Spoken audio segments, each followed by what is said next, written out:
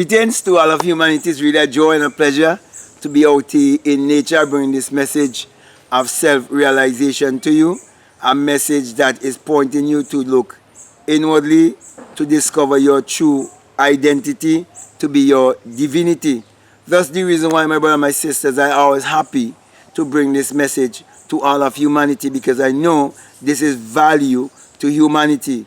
And I also know that we have been taught in this world not to put value on the things that were given to us for free. But my brother and my sisters, you are to put value on the things that were given to you for free, like all of your mental faculties. Thus the reason why I want to speak to you concerning how Abdullah taught Neville to be transformed by the renewing of his mind and not to be conformed to the world and the way how the world wants you to think. Now, if we should look more into that scripture in Romans 12, I think it's verses 1 to 2, okay, we have to first come to realize that the Bible addresses the human mind and must be interpreted psychologically. That the Bible is not literal, neither is the Bible secular history. Therefore, we come to realize that Romans 12 is a key of how we can come in to abundance and prosperity if we would only understand that the entire Bible from Genesis to Revelation is one great psychological drama. So here it tells you that you must not be conformed to this world or the system of the world. Now, there's no system that could be put or placed in the world without it was first a thought, without it is first imagined by someone. So it's telling you that those who are there before you have put certain things in place to capture you from the time you are a little child and you do not know better, whereby your subconscious mind is wide open. As a matter of fact, between the age of when you come out from your mother to the age of 7, your subconscious mind is wide open for whatever been impressed upon it, to download it and walk from that. Okay? So the first 7 years of your life can shape the rest of your life. And if you do not escape the conformity mentality, you would be a slave for the rest of your life. So Abdullah, having this kind of understanding, knowing exactly who he was, or who having discovered his higher self, he knew how to guide his student, which was Neville Goddard. So in order to get him to understand that the Bible is more practical than theory or theoretical, right? He had to wait at a certain time and a certain season to put the practical to work so that Neville can have the experience and come to realize that he is the living word expressing or interpreting the written word. So let me go right back to Romans again, where he said, be not conformed. So Abdullah realized that Neville was conformed. Abdullah also realized that the world or the masses have been trapped in conformity, and that was where the problem lies in terms of poverty and prosperity. Therefore, he realized that there must be a conversion, a transformation. Therefore, repentance must take place. Now, repentance is not feeling sorrowful for something you have done. But repentance is a radical change of mind, or a radical change of thinking. So here, you've been told to be transformed by the renewing of your mind. Now, anyone who can read can quote that scripture. That's the reason why many religious people always quote that scripture, but never really live that scripture. Because they do not know that the Bible is your own spiritual biography. But here Abdullah wanted Neville to discover that the Bible is his own spiritual biography by waiting on the time to put the practical to work. That's the reason why you are told, do not just be a hearer, but be a doer. Because if you're a hearer and not a doer, you're like a man who behold the reflection of himself in a mirror and go away and forget what manner of man he is.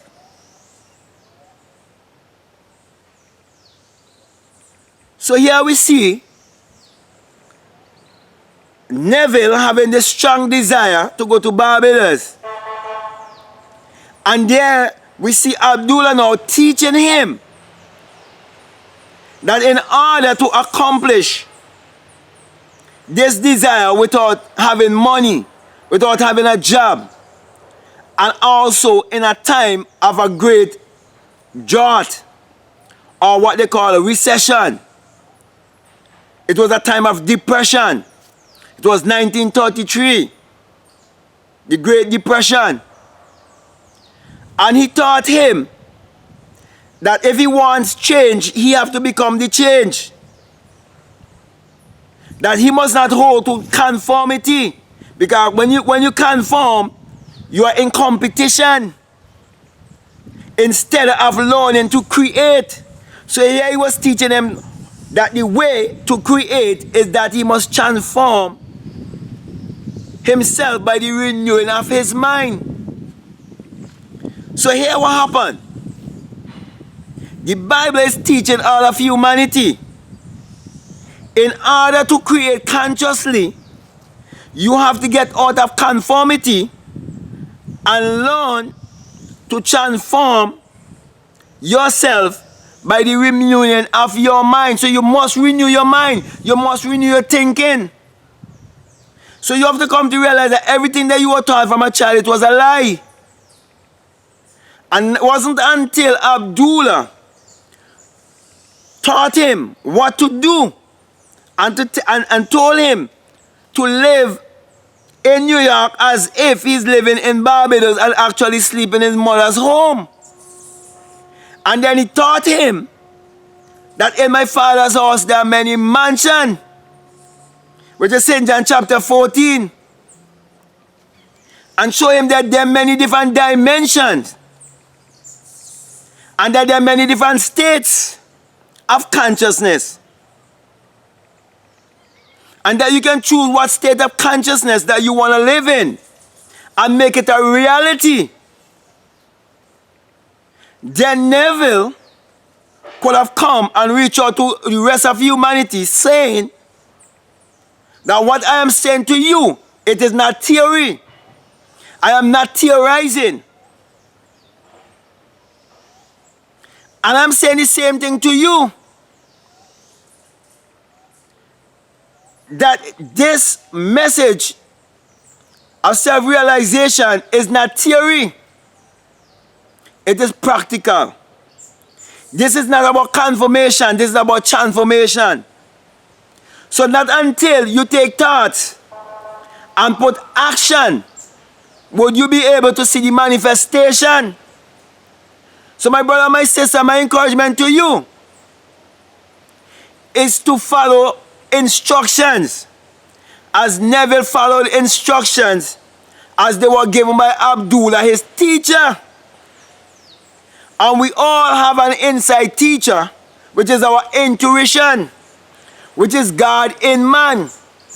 And that was what Abdullah taught Neville to discover, so he can take what people have as just theory and just intellectualizing and repeating and quoting scripture after scripture, because religious people like to do that, and show him that it is practical, and teach him how to understand 2 Corinthians 13 and 5, which says, examine yourself, test yourself. Then it says in that same scripture, don't you know your own self? Because it test yourself, see if you're in the faith or not. Teaching you to discover what is faith for yourself by doing something. And it says in that scripture, don't you know your own self? Don't you know your own self, that Jesus Christ is in you? Don't you know that Jesus Christ is the creative power in you? Don't you know Jesus Christ is your own human imagination, the creator in man? So here it is giving you a practical test to prove for yourself. And then in Psalm 4:4, he says you must commune with your own heart upon your bed and be still. And then in Job 33, verses 14 to 16, it tells you that before you go to bed, before you fall asleep, take your intention within. And it says that your instruction will be sealed. So my brother, my sister, it's all about believing in yourself. It's all about learning about how the mind works. It's about understanding that imagination creates reality. It's about understanding that self-talk creates reality. It's about understanding that wherever the sole of your feet shall tread, that shall he give to you. The sole of your feet is not speaking about the bottom of your feet. It is speaking about wherever you can travel in your soul. And your soul is your innermost being. And it's your solar power. And solar power is everywhere. Omnipresent, omnipotent, and omniscient. For there can be no life without the sun. And the Bible says in Psalms 84:11 that the Lord thy God is a sun and a shield, and no good thing will he withhold from you. But my brother and my sisters, you have to come to realize that you are the operating power. Also it is said in Malachi 4:2 that the sun, as in the sun of righteousness, shall arise in you with healing in his wings. So my brother and my sisters, put this teaching to work in your life. Believe in yourself, and most of all, believe in your own human imagination to be the creator in man. Thus the reason why I always say to you that this message I bring to you is the single eye message of self-realization, of which Matthew 6:22 says, if your eye be single, your whole body will be full of light.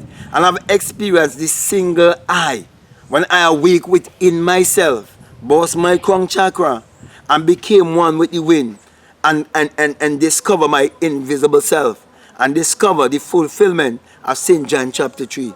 That's the reason why I always give you the symbol, saying to you that it is the rising of the sun in a son, and that it is the dawning of a new day in your life, and that the sun parallels the human imagination, the human imagination parallels the sun, and the sun is what powers all of humanity.